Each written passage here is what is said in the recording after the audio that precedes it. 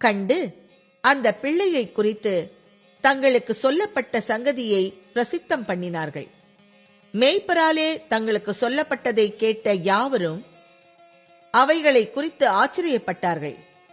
மரியாளோ அந்த சங்கதிகளை எல்லாம் தன் இருதயத்திலே வைத்து சிந்தனை பண்ணினாள். மேய்ப்பர்களும் தங்களுக்கு சொல்லப்பட்டதின்படியே கேட்டு கண்ட எல்லாவற்றிற்காகவும் தேவனை மகிமைப்படுத்தி துதித்துக் கொண்டு திரும்பி போனார்கள். பிள்ளைக்கு விருத்த சேதனம் பண்ண வேண்டிய 8ஆம் நாளிலே, அது கர்ப்பத்திலே உற்பவிக்கிறதற்கு முன்னே தேவதூதனால் சொல்லப்பட்டபடியே அதற்கு இயேசு என்று பெயரிட்டார்கள்.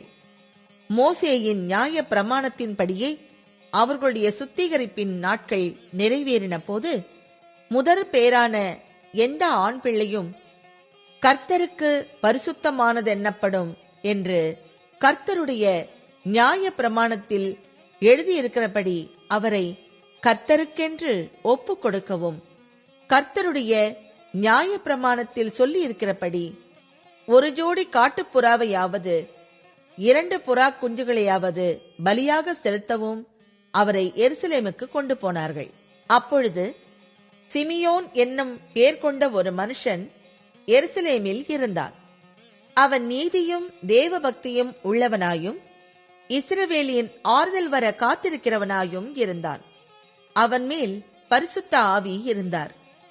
கர்த்தருடைய கிறிஸ்துவை நீ காணும் முன்னே மரணமடைய மாட்டாய் என்று பரிசுத்த ஆவியினாலே அவனுக்கு அறிவிக்கப்பட்டும் இருந்தது. அவன் ஆவியின் ஏவுதலினால் தேவாலயத்திலே வந்திருந்தான்.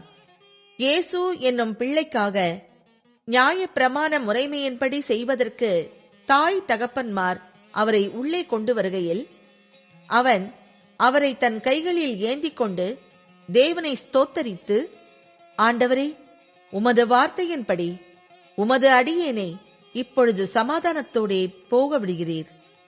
புறஜாதிகளுக்கு பிரகாசிக்கிற ஒளியாகவும் உம்முடைய ஜனமாகிய இஸ்ரவேலுக்கு மகிமையாகவும் தேவரீர் சகல ஜனங்களுக்கும் முன்பாக ஆயத்தம் பண்ணின உம்முடைய இரட்சண்யத்தை என் கண்கள் கண்டது என்றான். அவரை குறித்து